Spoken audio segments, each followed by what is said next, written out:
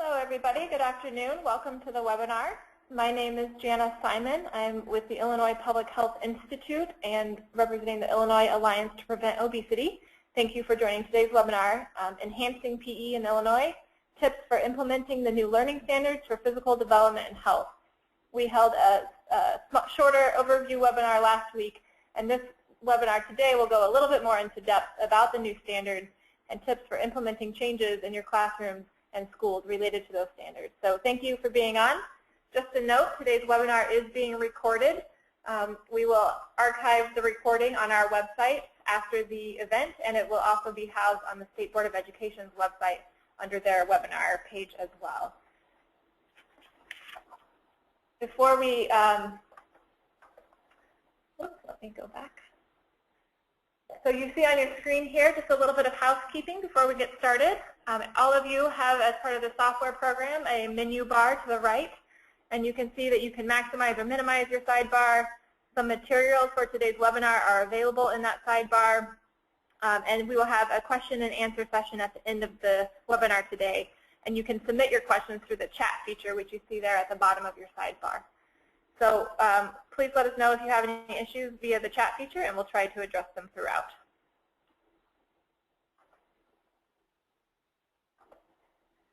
Now we'd like to get a little bit more information about who is on the webinar today. So we are about to launch a poll, and you'll see that on your screen in just a moment.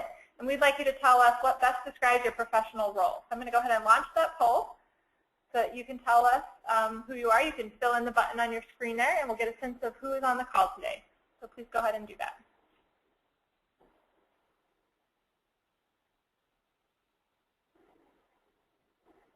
Almost 75% have voted. We'll just wait for a couple more minutes. Great, thank you. I'm going to go ahead and close the poll now, and I will share the results with you here. So it looks like the majority of you are teachers, about 3/4 of you are teachers, and almost 20% of you are superintendents, school business officials, or principals, so that is great as well, and about 10% of you are public health professionals. So thank you for being on the webinar today. We're going to now hide the poll results, and I will introduce you to today's moderator, Jessica Godomsky with the University of Illinois Extension, and she will be moderating today's session. Jessica, we will go ahead and unmute you in just a minute here, and I'll let you know when that's ready. Great, so Jessica, you can go ahead. Thanks, Jana. And if we could just advance the slide. So before I turn it over to our first presenter, I just wanted to begin by sharing some information about the Enhanced PE Task Force. So this task force brought together a diverse array of stakeholders who were charged with 2 items, the 2 that you can see on your screen. The first being to promote and recommend enhanced PE programs, and the second to make recommendations on updating the Illinois Learning Standards for Physical Development and Health, focusing on the neuroscience research. So the recommended new standards were then adopted by the State Board of Education and approved by the Joint Commission on Administrative Rules in the summer of 2014. So schools have the 2014-2015 school year to plan for them, and they must be implemented the following year, the 2015-2016 school year.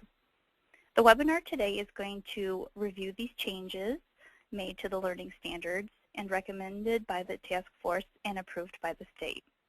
Just a reminder that live questions will be taken at the end of the presentation, and at any point, please feel free to submit the questions via the chat box found towards the bottom of your sidebar. And now to introduce our first presenter, Paul Zintarski. Paul is the Learning Readiness PE Coordinator for Naperville School District 203. Paul? And Paul, let me go ahead and unmute you just momentarily here.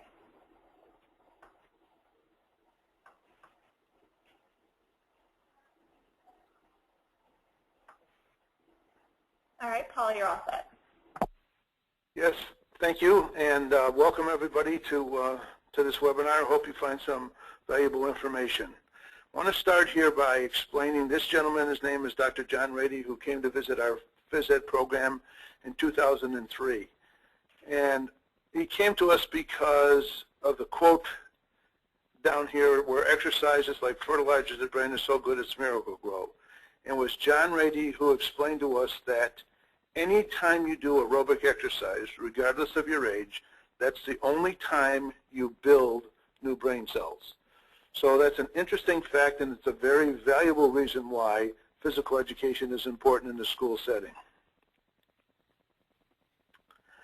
So I'm going to try and explain a little neuroscience to you in very simple layman terms, remembering that I'm just a former phys ed teacher. On the right-hand side, you'll see pictures of brain cells. So you have nucleuses, and off of those nucleuses, you have dendrites and axons. Well, brain cells in our brain do not touch each other. There's no connection except for the gap in between brain cells that we call the brain synapses. And information must flow between those brain cells through the brain synapses. And what controls that flow of information from one brain cell to another are neurochemicals, neurotransmitters. And there are 6 major ones, but I'm going to now focus on 3 that are really critical as a result of exercise and fitness.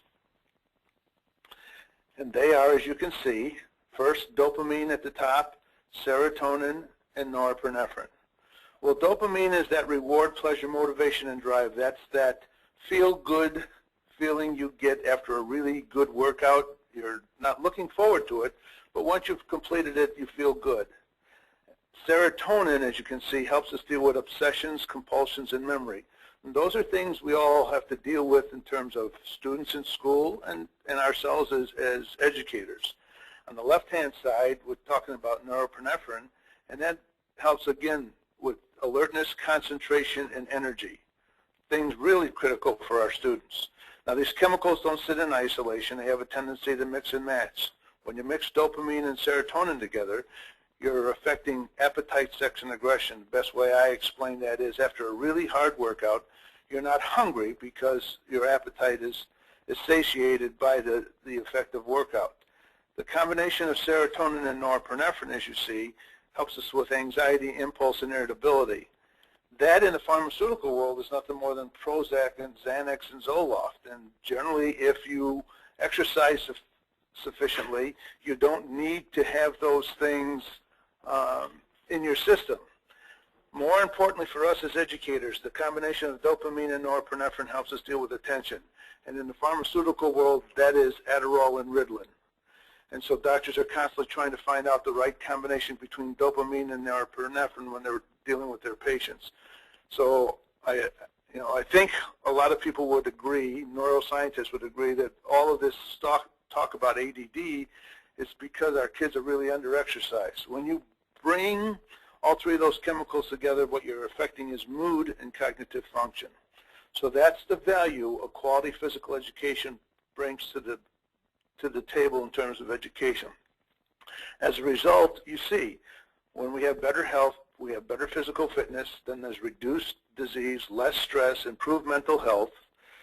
On the right-hand side, our behaviors as students are better, their on-task behavior is good, they're less disruptive, fewer disciplinary incidents, and there's all kinds of studies verifying that. We also know now that they are better learners. Their cognitive performance is improved, they have better ability to concentrate. We've talked about memory. And now we also know that they are better academic achievers because of activity, and especially if they are fit. That's, again, what enhanced PE brings. This slide, I'm sure a lot of you have seen. It was created by Dr. Chuck Hillman at the University of Illinois. You're looking at brain scans of 20 students. On the left-hand side, they're sitting down taking a test.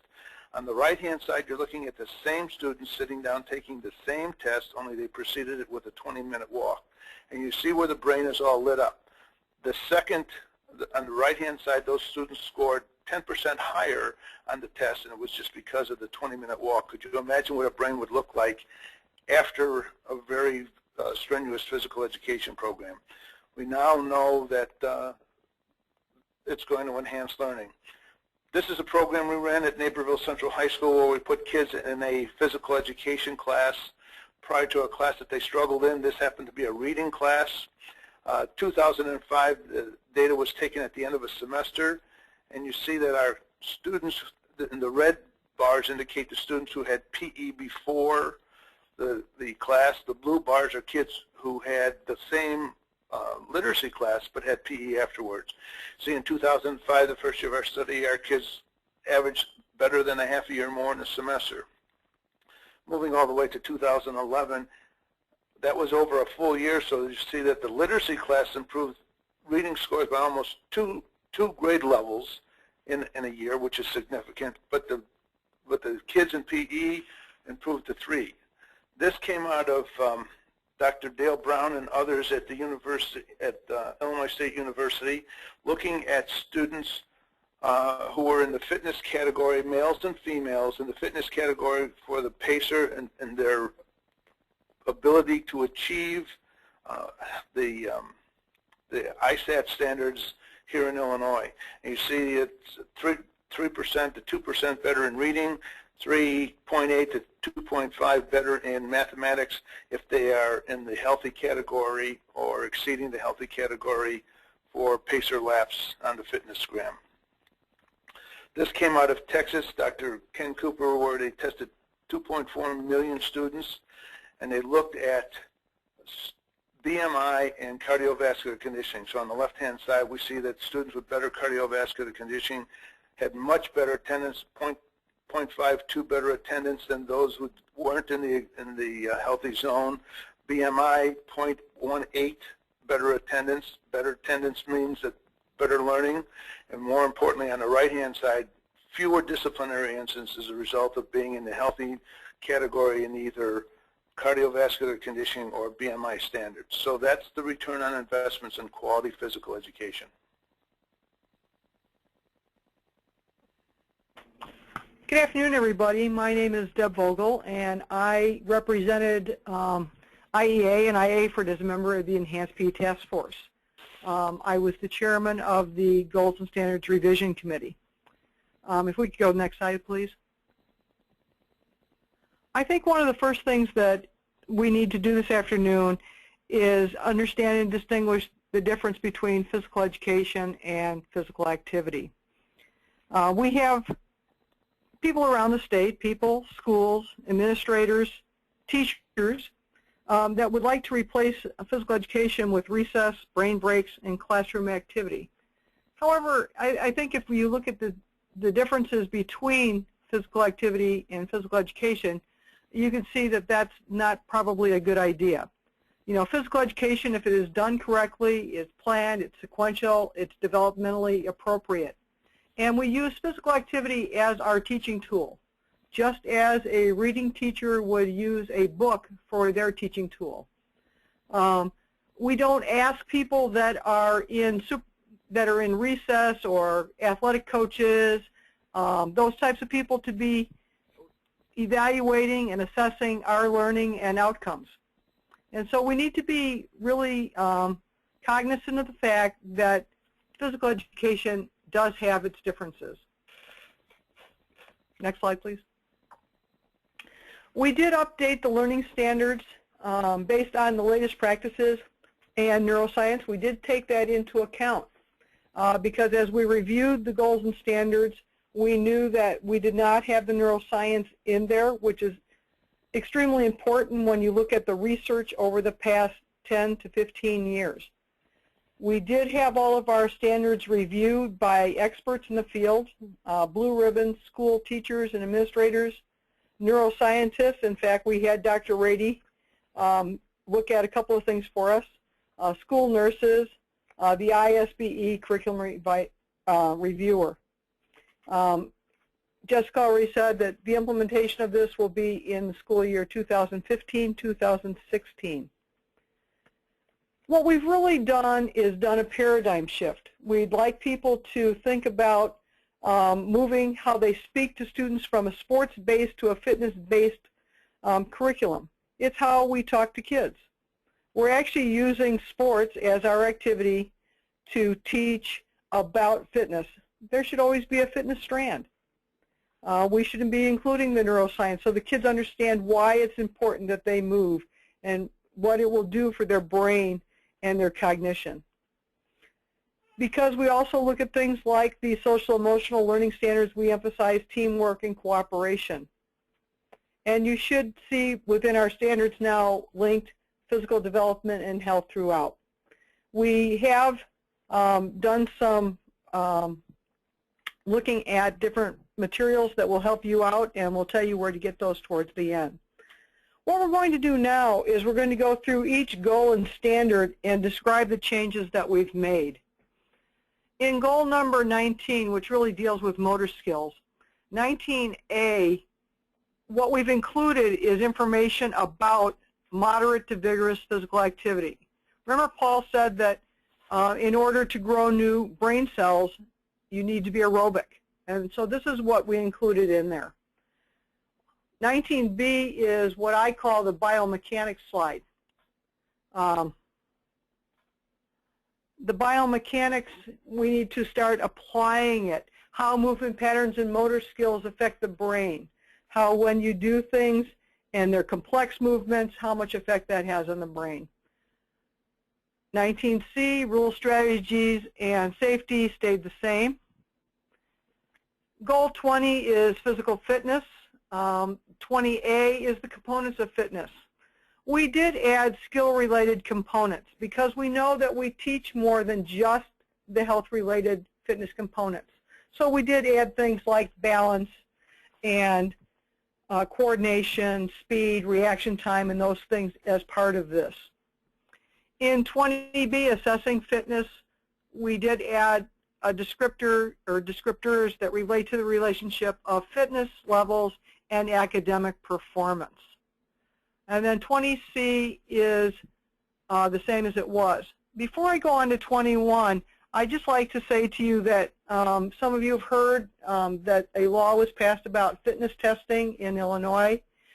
That's true. It is passed, and there has been a task force that has been named who will be writing the rules for protocol and set up and getting data to the state. That will be happening probably in the next 6 months. Goal 21 is the teamwork goal.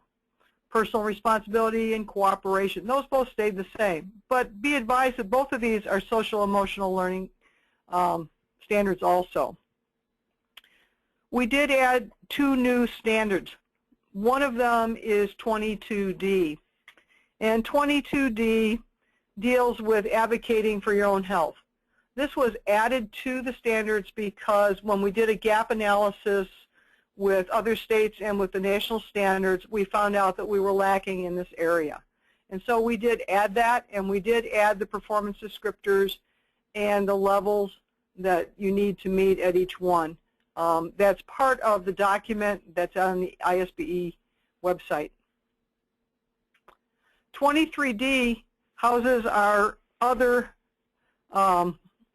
new standard, and it's 23D. And 23D says to describe and explain the structures and functions of the brain and how they are impacted by different types of physical activity and levels of fitness.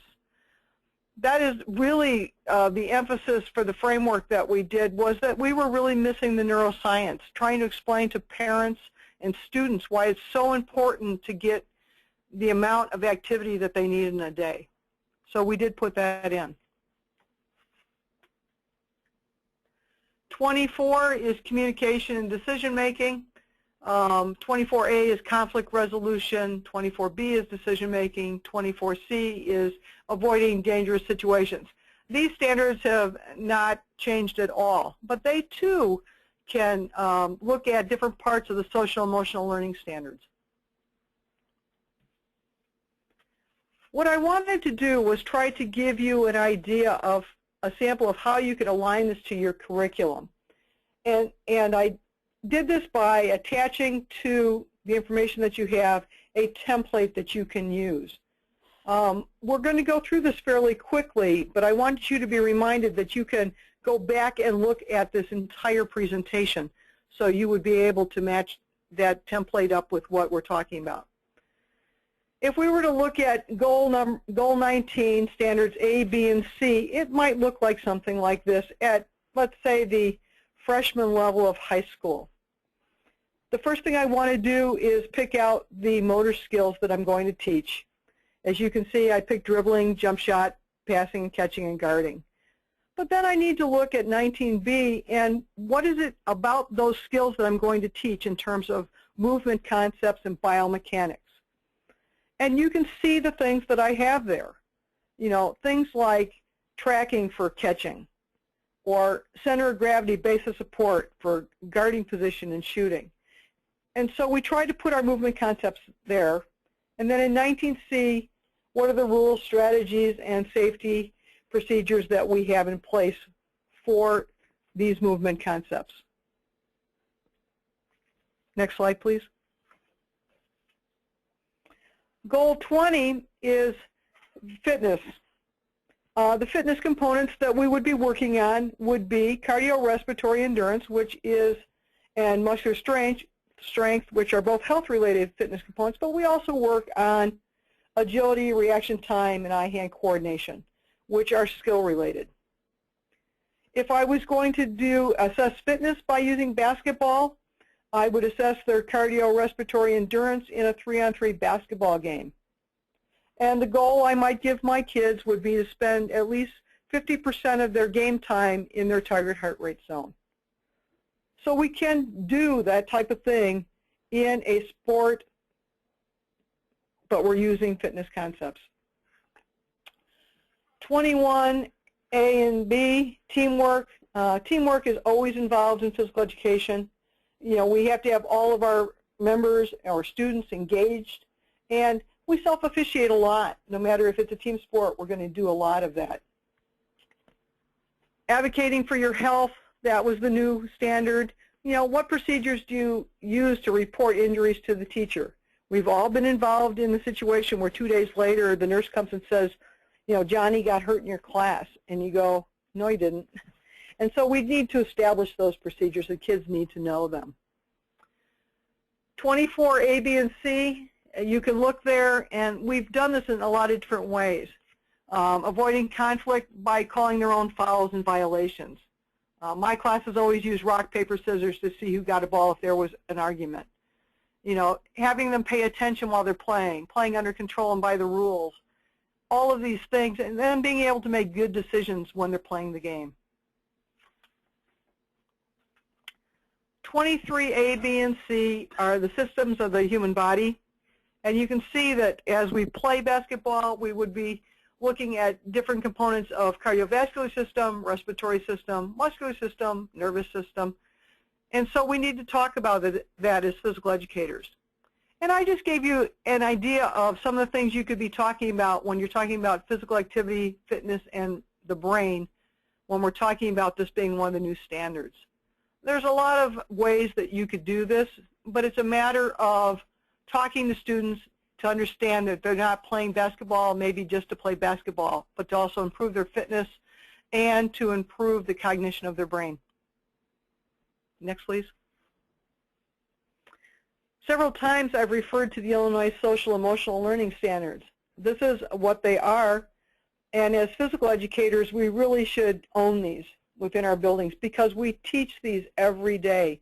What we really need to do is just look at ways that we can make sure that students understand how to develop these different standards. If you have questions at the end, feel free to ask. Thank you, Deb. So now I'm going to turn the presentation over to Sandy Knoll. Sandy was also a member of the Enhanced PE Task Force and a physical educator. Sandy? Thank you very much. Good afternoon, everyone. So I'm going to be at how we build up what we're doing in elementary to get the children ready for middle school and high school. And I'm going to give you a sample lesson of a redo of something called musical hoops. This is a makeover of musical chairs. And what we do, instead of eliminating children, students begin sharing the hoops that are taken away. So we all, well, I, being 66, grew up with musical chairs and people were eliminated. In Enhanced PE, we want everyone playing with maximum heart rate much of the time. So we're not going to eliminate children. We're going to have them start sharing things. So the teacher will be cueing the students to move around while the music is playing and then direct them to freeze and listen to which body parts are put into the hoop. we will be taking away hoops until only a few remain. So I want to go in a little more detail about what I would be doing in musical hoops. I would direct the children to carefully take a hoop from a pile that is placed on the floor. They are going to do some problem-solving skills as to how they're going to take the hoop, how they're going to move to their space when they get it, and stand in it. And they could use rock, paper, scissors if two students wanted the blue hoop, or they could negotiate it. So even from the beginning, we want to teach some problem-solving skills.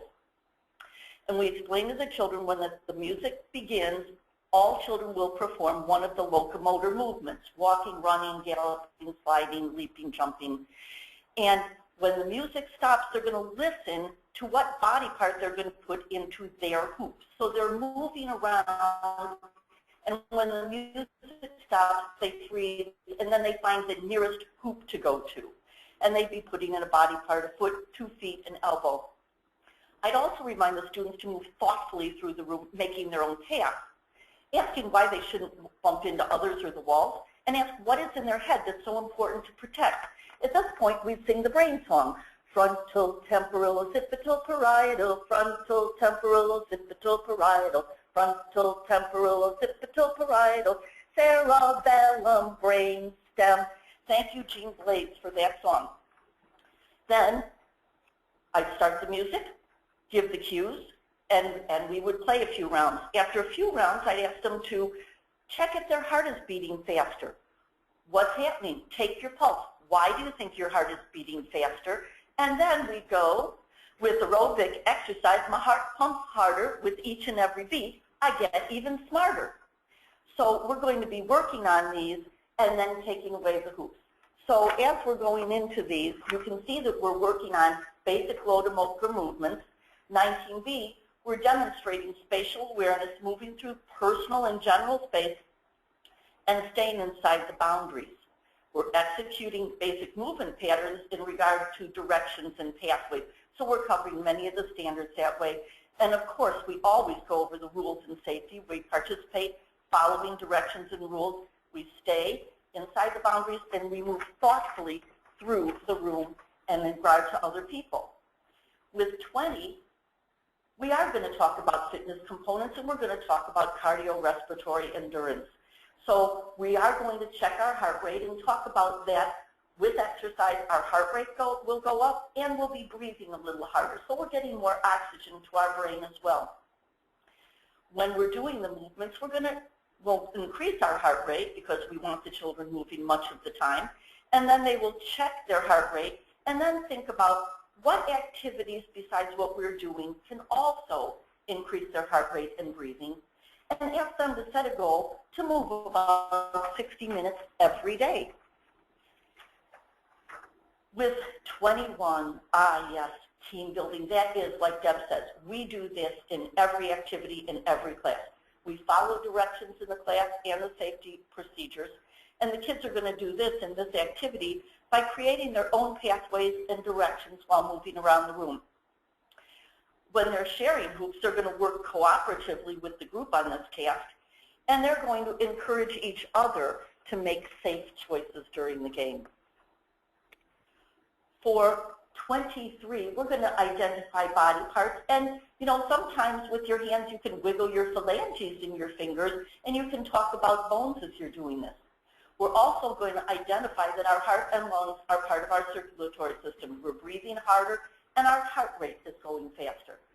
We are going to sing about the brain song, and we're going to touch the lobes of the brain as we're singing that, and we're going to repeat that wonderful rhyme that exercise grows brain cells. About making positive choices, we always want to do that, and we want to listen to following directions, take turns while getting hoops, and as Deb uses, we use rock, paper, scissors. If two kids want the same hoop, it's a great problem-solving skill. And we also want to welcome anyone who comes to share the hoops. We could even do this multiculturally. We might say hola or konnichiwa as people are coming to our hoops to share. When I'm working with the kids, I would be assessing them most likely in 2nd grade on what they're doing, and they would have clear, articulated targets to reflect on. If I'm working on locomotor movements, they know what the expectation is. I want to select things that they're capable of doing that are appropriate to their grade level and eliminate sources of bias. Now, assessment, according to Linda Darling Hammond, should be used first to inform teaching and to keep the students and parents apprised of progress. Second, to inform decisions about the need for more intensive supports. We really want to use these assessments to see how we can help the students get better at the task. I've included some locomotor assessments of what we would be looking for with galloping, sliding, and skipping. So you will be able to access this, and I'm not going to go over this because we are, many of us, physical education teachers. There's also an assessment rubric that I'm sharing, and this is from PE Metrics, assessing the national standards for elementary. And usually in 4, you would be displaying these elements with fluidity and agility. 3, we want everybody to be really reaching the 3, where they're displaying the essential elements of the pattern. If they're 2, 1, or 0, then through that assessment, we are informed on what we need to help the students do to get better at the tasks that are asked of them. Thank you. All right, thank you for that, Sandy. Now, before we turn the presentation over to our question and answer section, I would like to once again introduce you to Jana Simon, the Policy and Advocacy Associate with the Illinois Public Health Institute, to discuss 2 other changes coming to support enhanced PE. Jana? Great, thank you, Jessica. So I want to describe a couple of other changes that are coming down soon around PE, and we can certainly answer some questions about these later, but really they're in the early stages and we just want to let you know about them.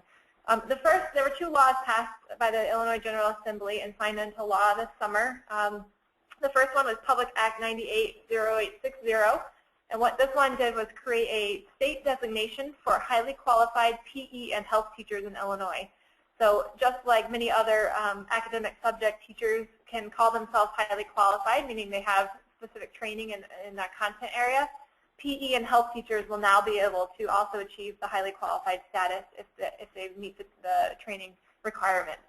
The rules need to be written by the State Board of Education, and so we will monitor those and certainly send out information about those once they are ready, but it is something we look forward to. The other new law was Public Act 980859, and this is the one that requires fitness testing in all schools by the 2016-2017 academic year. This law first establishes a task force, as Deb mentioned earlier during the webinar. That task force has been named by the State Board of Education. It's now available on their website under their task forces tab. I think it's called the Expert and Stakeholder PE Task Force. And this task force will have to make recommendations to the State Board by April of 2015 on how fitness testing, what the protocol should be, how it should be administered in schools, and what the requirements will be for schools, as well as recommendations to the state on how to aggregate that fitness data at the state level so that the PE and health experts can have some fitness data to track our progress of students over time. It may also be useful for districts to use aggregate data as well to improve their PE programs across the district. One other important thing about this new law to point out is that it also establishes that fitness tests cannot be used to grade students or to evaluate teachers, and so the task force will also make some suggested protocols around what that means and perhaps even provide some recommendations for other methods of assessment if fitness testing cannot be used. So again, this task force has been named. You can look it up on the State Board's website. All of the meetings will be Open Meeting Act meetings, so the public is welcome to attend and make comments, and those meetings will begin soon. We will certainly take questions on these, but these are things coming down the line. Again, fitness testing not implemented until the 2016-2017 school year, so there is some time to develop those rules, regulations, and plan for those accordingly in your schools. I want to share just a brief bit about some resources that are available on Enhanced PE. The Enhanced PE Task Force did create a resource guide. You can see the link to that resource, to the task force webpage here on the screen.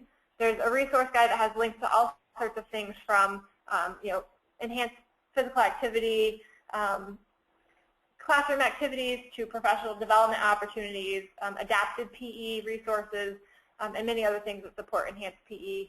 There's also a fact sheet on the neuroscience research that support the idea of enhanced PE that you can find, as well as a research summary of the research that supported the recommendations of the task force. Also, I'd like to point out that the IAFRD website now has a new banner on enhanced PE, and you can pull that down, and there's lots of great resources on the IAFRD website as well. So at this time, I will open it back up to Jessica to facilitate the question and answer. Again, if you have questions, you can type them into the chat box feature. Let me go ahead and unmute Jessica so you can read. Jessica, can you see the questions that are coming through? I can. Great. All right, so the first question we have for our presenters is, where can teachers go to get professional development for the new standards, specifically the neuroscience education? So we will actually, sorry, we need to unmute Deb and Paul as well. So let me do that, and so anyone can answer. Hold on one moment. And just a reminder that an email is going to be mailed out in the next couple of days that will have a link to this recording, and it can also be found on the preventobesity.org website and the ISB.net website. Great. So Paul and Deb, you are also now unmuted, so if you'd like to answer that question, feel free. This is Deb. I would suggest the first place to start is just start to look for the Google, the neuroscience and physical activity. Do a Boolean search and start reading. If you've not read the book Spark, that would be another place that I would start, but there has been a plethora of articles about the neuroscience and how it affects cognition and physical activity and how it affects cognition. And I know that, this is Paul, I know that I'm going to be doing a session at the Illinois State Conference this year, and I'm going to spend a lot more time going over some of the neuroscience information that I've been able to gather over the years. Paul, when are you doing that presentation? I don't think the state conference schedule has come out yet. That Bill Casey, as far as I know, hasn't come out of it, either Thursday or Friday of the state convention. Great. All right, thank you guys. Our next question is, do you have suggestions for student growth data to be used in PE teacher evaluations? This is Deb, and when you're looking at student growth, you can do it a lot of different ways, but one of the things that I would say, as long as your assessments are standards-based, that you should be able to find something within what you're teaching that would show student growth from where they are at the beginning to the end, whether it's cognitive or psychomotor in nature. Having said that, I'd just like to tell everybody that the Illinois Association for Health, Physical Education, Recreation, and Dance, IAFRD, has named a task force that is going to be writing or looking for good standards-based assessments for each grade level and for each standard to share with teachers. All right, thanks, Deb. And Paul, do you know if CPDUs can be earned for attending your session? No, not any more than any other session. It's just a 1-hour session at the IAFRD convention at Pheasant Run in November. Thank you. But there are CPDUs available for attending sessions at the convention. Okay, thank you for that. Are there any other questions from folks? Can you please type those into the chat box?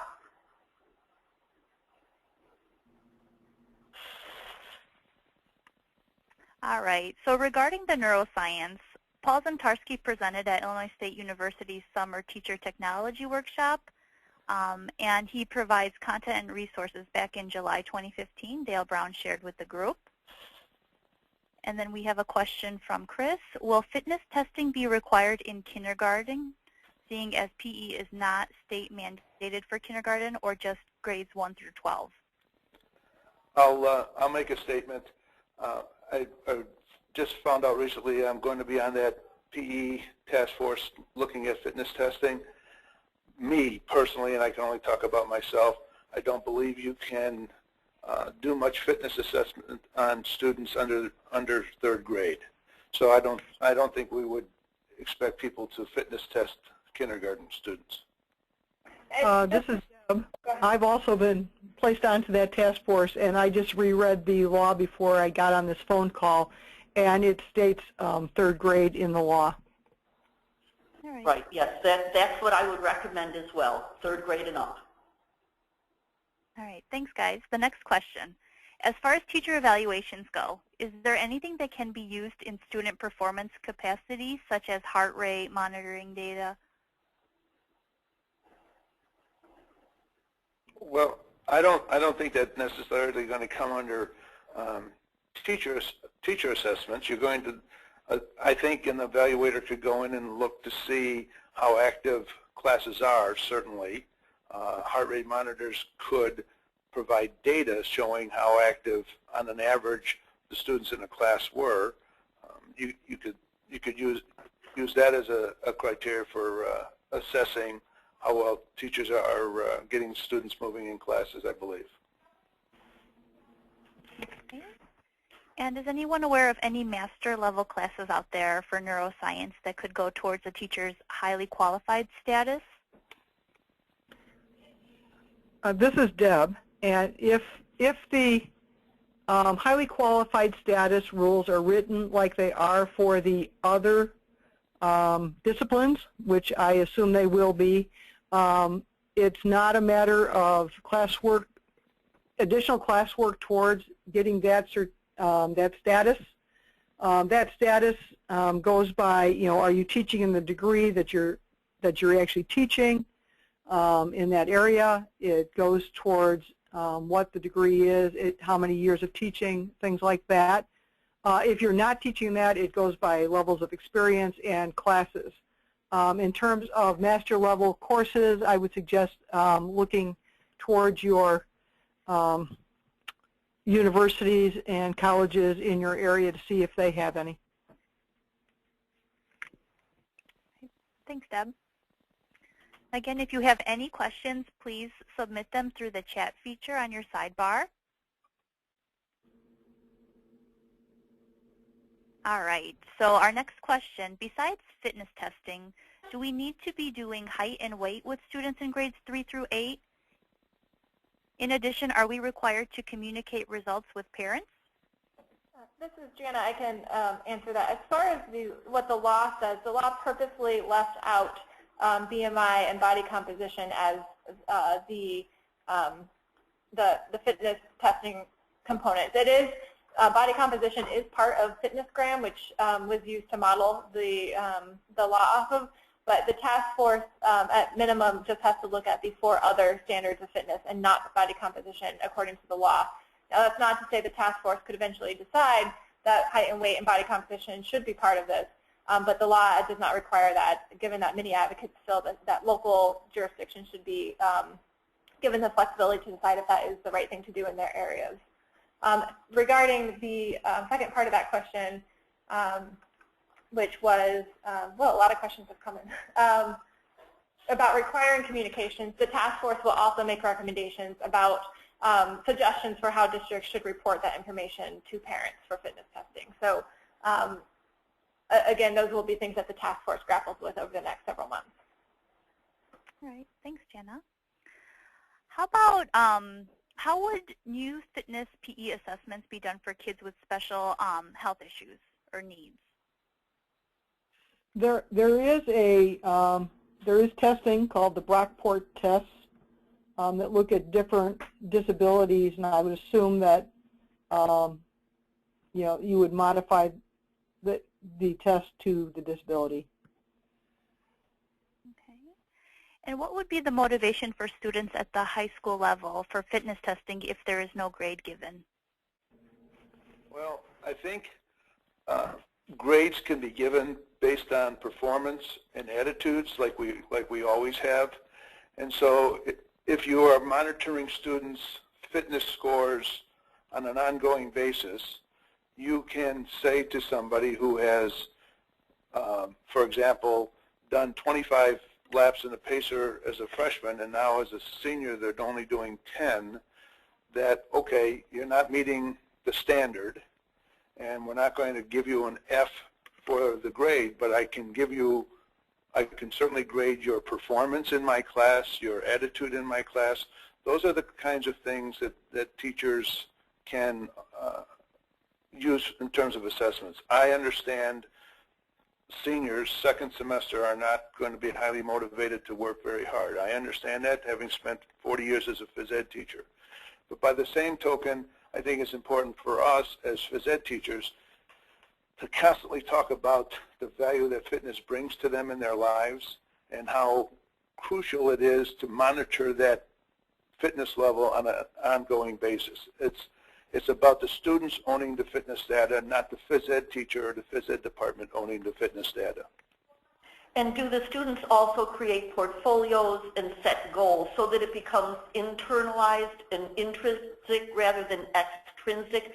So that's another way that I have noticed that educators have done motivation for some high schoolers. All right. Thanks, Paul and Sandy. So with the new laws and standards, are we looking at undergrad degrees to see if updates are being made within their curricula? We have communicated with our physical education teacher education groups at the university level in terms of them looking at the standards. They were part of the review process at different universities, and they certainly know that they are there and what they need to do to adjust their teaching. And this is Jana. I would just add, I believe that the task force that on fitness assessment can also make recommendations on professional development needs for fitness testing. And so that may be something that comes out of the task force, is some recommendations to university level programs on how to adapt their programs to ensure fitness testing and the new learning standards. And I also do know someone who's in charge of student or teacher development at one of the universities is also on the task force. All right, great. And are you guys aware of any speakers who can be brought in to talk on neuroscience? Any recommendations? I guess I could just throw myself out there. That's kind of what I do in retirement. Well, that was Paul talking, so if anyone you would like to contact Paul, you can let us know and we can connect you. All right. Also, I think Chuck Hillman is sometimes available perhaps to talk, and I think there are also other people in the state who are well connected to this who we could find in your area if needed. I think maybe working through IAFERD, Deb might be able to connect you to some folks. All right, great. Thanks, Jana. So another question, some of my teachers are trying to figure out how to fit fitness testing into their classes when they only see students one time a week in the elementary schools. Any suggestions?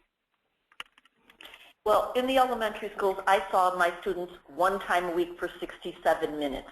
And with the fitness testing, of course, we connected it to how they're working on soccer or whatever in the fall unit. And we did pre-test and post-test. And so for the beginning of one class, I did the pacer.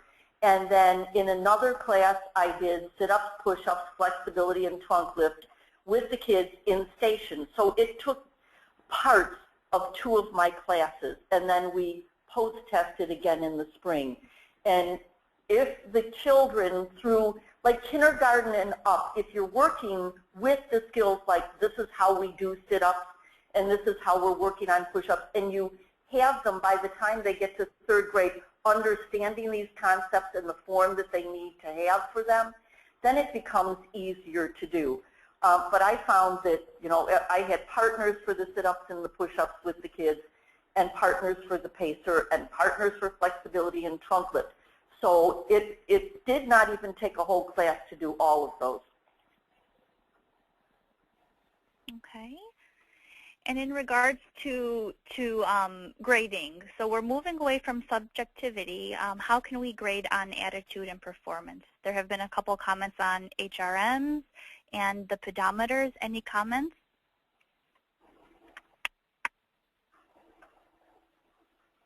Well, again, I think pedometers and heart rate monitors certainly can be used to gauge movement in a classroom. And if we're looking at classes to be, and again, with, you know, at the national level, they're talking about 50% of active to moderate movement. I think that's an underestimation.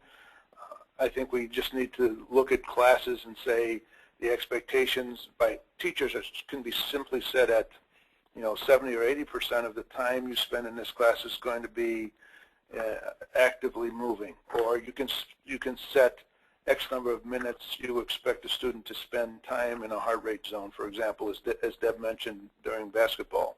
So I think those are ways to assess what we would call student attitudes, because we're keeping them moving. That shows that they're cooperating with the ideas of the class.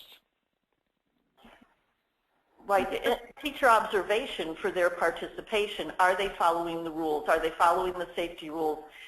State Goal 21. Are they cooperating with other people, taking their personal responsibility to achieve the task set forth in the class? So that is one thing with classroom management and effort that I think one can use also. Okay, great. So just a clarification question. Are we also supposed to be connecting the Common Core standards with these new standards, or do these standards align with Common Core standards? There's some confusion about, at least in my view, and this is Deb, about Common Core. Subject areas that are not exactly, precisely brought into Common Core are there to support Common Core. There are ways that physical education, health education can support the Common Core through using vocabulary, by using textual reading, technical reading, different ways. Same thing with math. Those of you that need to look up some ways of doing this, if you go to Spark, and then type in Spark Common Core, you will find some ideas. Right, and another, I just did a workshop on this, and you know, to do literacy and interpersonal, because we really want everybody to be collaborative workers, you're going to post the standards and the objectives in the class. You utilize team building and cooperative skills. You have station signs. You use dice or math to determine the number of repetitions you need to do in something, and you can use books for movement as well. And then you have project-based connections in addition to that. So we do Common Core already, but I think we just have to realize that what we're doing and how it does integrate with Common Core. I think, too, it's important for phys ed teachers to remind administrators and board members what they bring to the table in terms of brain function as well. So, yes, I agree with Sandy and Deb about Common Core, but at the same time, let's not forget what enhanced PE does in terms of brain function and helping students become better learners. And we need to advocate for ourselves as phys ed teachers that to our administrators, our board members, and even our parents. And regarding the requirement for schools to submit fitness scores, is there any penalty associated if they're not submitted? Does anyone know what the data is being used for? This is Deb. Go ahead, Deb. The overriding thing that we need to make sure that everybody understands is the task force has not met yet. We haven't started to write rules, protocols, or even had any of these discussions yet. I'm sure that all of the things that have come up today will be part of that discussion. And certainly there will be opportunities for people to make public comment so that we get this right. Great, thank you. And I was just going to say the same thing. So this is all work that is to come with the task force. So we have a couple comments that have gone through for that. Again, please, when it comes out, make sure you submit your comments. And how about this one? So what was the rationale behind the task force not wanting teachers to give grades based on the fitness testing scores? This is Deb, and if you take something like FitnessGram and you listen to the Corbins, Pangrazis, Cooper people, they will tell you that they believe that most of fitness testing is genetic based, and there are students that would never be able to pass that, or not at least have the same opportunity as other students. The other thing is it deals also with a lot of protocols and how the protocol for the tests are done. And one more thing about that is if a teacher sees the students 1 day a week and the benefits of exercise last for 3 days, then you seem to be always starting over again with the students. So it's impossible to compare a teacher who has students 1 day a week with someone who has them 5 days a week.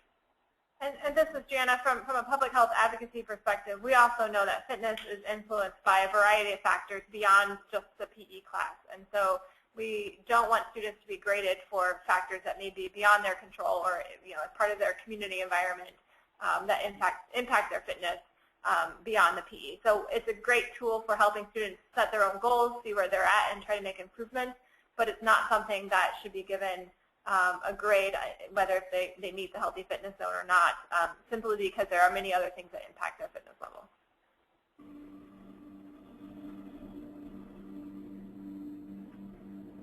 And how about any comments on student data being used on how long students were in their target heart rate zone on grading them? Or could the heart rate data be used to make up the 30% student growth of the teacher's evaluation process? Personally, this is Deb. However districts are going to decide to do student growth, I'm not going to get into that.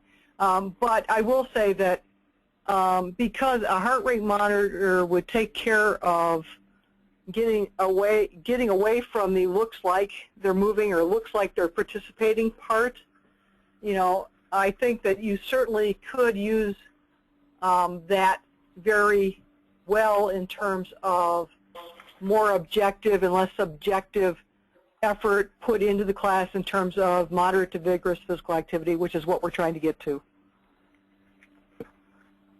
Thanks, Deb. And so we are coming up on the end of our webinar, and I just wanted to say thank you to everyone for participating in today's session, for all the questions and comments that were submitted, and to our wonderful presenters, Paul, Deb, Sandy, and also Jana, for sharing their expertise and information on enhanced PE. Again, this webinar has been recorded, and you will be receiving an email with the link to the recorded session once it becomes available. Thank you to everyone again, and have a great day.